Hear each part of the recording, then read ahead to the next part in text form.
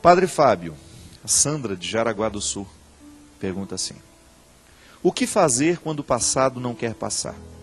Sofri uma traição e não tenho conseguido mais me reerguer.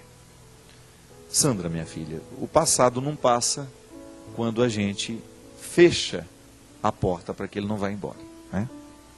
Toda vez que nós insistimos em martirizar dentro de nós uma experiência negativa, ela não vai passar. E a gente sabe, o tempo é o melhor remédio que nós podemos viver e experimentar e administrar em nós.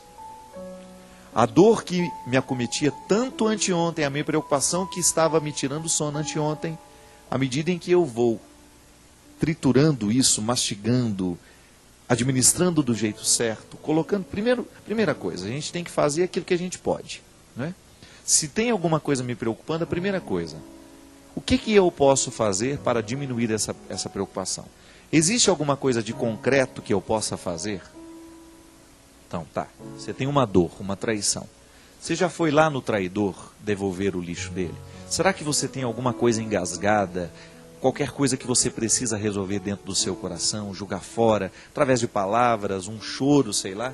Alguma atitude sua que possa diminuir essa sensação de desconforto? A gente precisa fazer. É a mesma coisa a preocupação.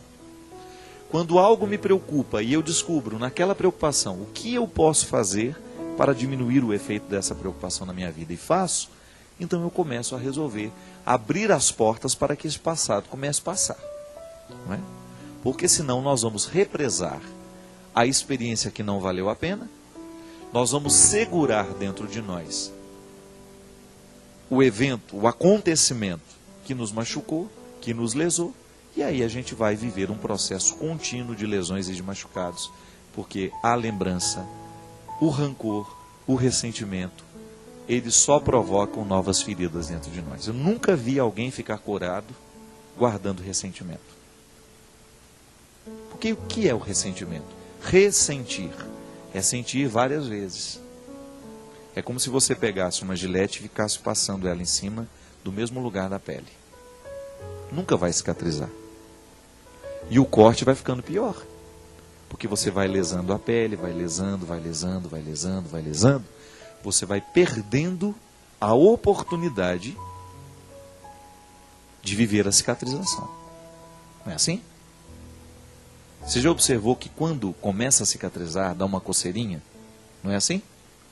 A cicatrização provoca uma sensação de coceira, né? Dentro de nós é a mesma coisa. Pode observar, existem muitas situações afetivas que às vezes nós estamos começando a nos recuperar dela. Aí você tem aquela sensação, vez em quando, de querer retomar, são as coceirinhas da cura. Segura isso daí.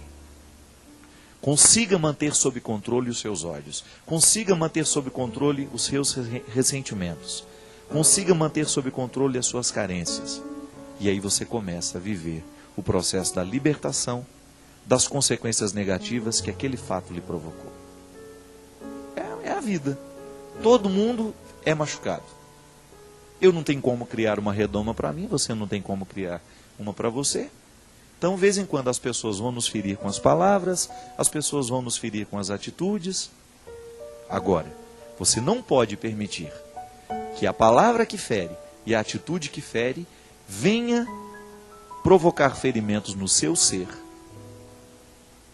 e venham demorar demais, ficar dentro de você, se estender mais que o tempo que ela deveria ficar.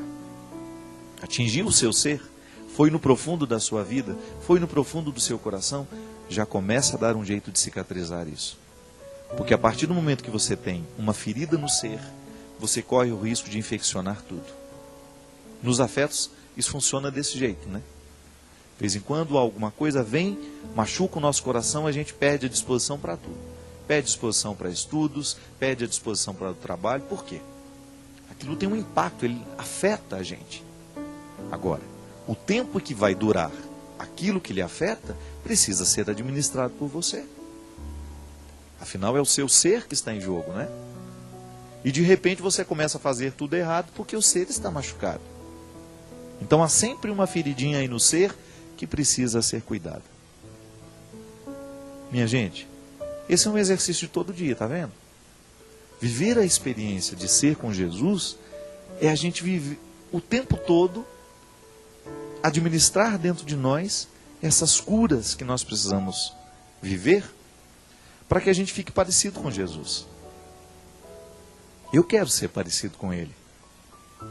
Mas para ser parecido com Ele, eu preciso curar no meu ser muitas coisas que estão erradas. Eu preciso, de vez em quando, visitar os meus passados, né? O meu passado, para compreender o presente. Por que às vezes eu sou arrogante? Será que em algum momento da minha vida eu fui humilhado demais? E porque fui humilhado demais, tenho dificuldade de administrar os momentos em que alguém me contesta? Ninguém é por acaso. A cura do ser acontece quando a gente reza, quando eu peço a Deus que venha curar o meu coração, que venha curar a minha mente. Essas são expressões que nós usamos o tempo todo. Mas Deus muitas vezes cura o nosso coração, cura a nossa mente, através da nossa reflexão. Quando você começa a colocar em ordem os seus sentimentos desordenados, quando você começa a retomar a harmonia que às vezes a vida e os acontecimentos retiraram. E é isso que eu desejo para você. Que no hoje da sua vida, da sua história, você esteja empenhado em curar as feridas do seu ser. Se te machucaram, se te magoaram, se te feriram, não leve isso com você. Só leve como ensinamento para você não fazer com o outro. Mas não permita que isso vire amargura. A tristeza, para ser criativa, ela tem que exercer dentro de nós o movimento da superação.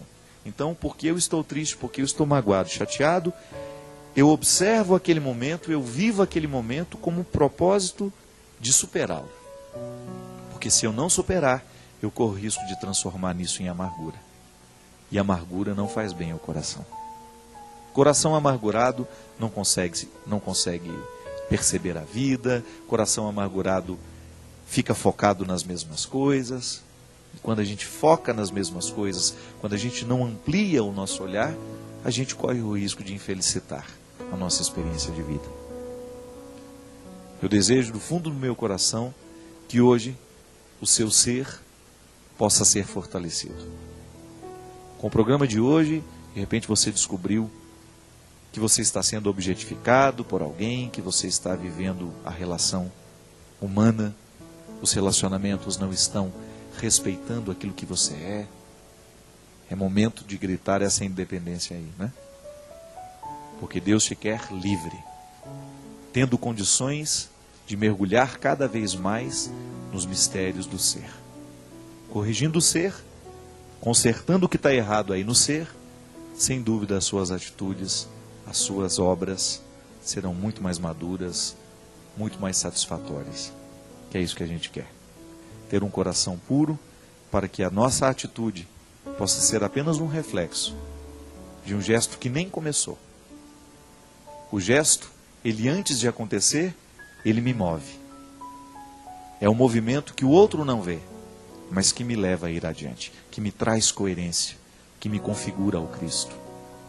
Antes do meu gesto de amor, existe em mim um coração que ama. E isso precisa ser cuidado o tempo todo.